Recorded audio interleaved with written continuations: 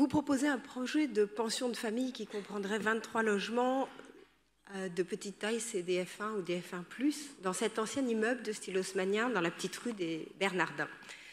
Pour mémoire, cet immeuble, depuis sa création, était consacré à l'enseignement. D'abord une école, puis ensuite, pendant près de 100 ans, il a abrité l'Institut de linguistique et de phonétique et accueillait environ 500 étudiants.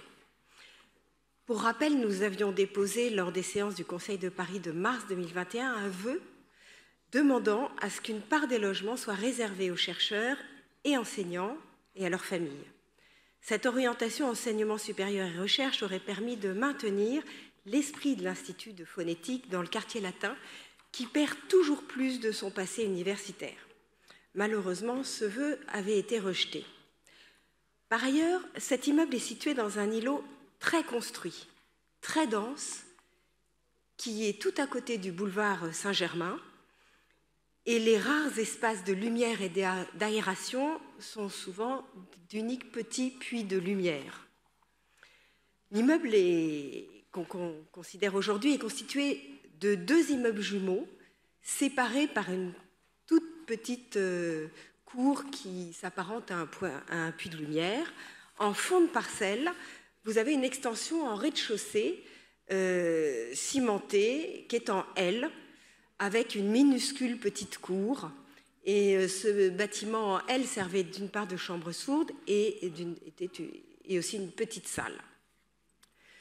Ce rez-de-chaussée, qui est une extension récente, ne présente aucun intérêt patrimonial et c'est certainement une véritable passoire thermique.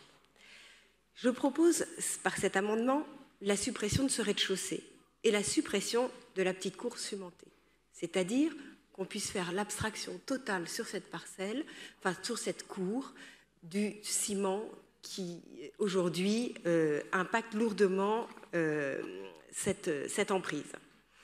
Pourquoi tout ça? Pour retrouver de la pleine terre, bien sûr, et pour planter.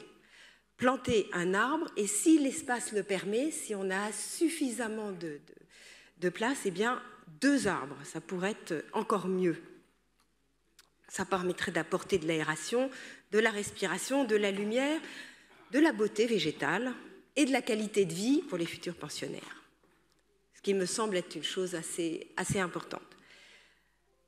À l'heure de la réflexion que nous menons tous sur le nouveau PLU bioclimatique, le mot bioclimatique doit prendre tout son sens. Dès maintenant, sans tarder, et on parle souvent d'urgence climatique. C'est pour ça que je vous demande de bien vouloir accepter cet amendement, ce qui nous permettrait donc de voter votre délibération. Voilà, je vous remercie.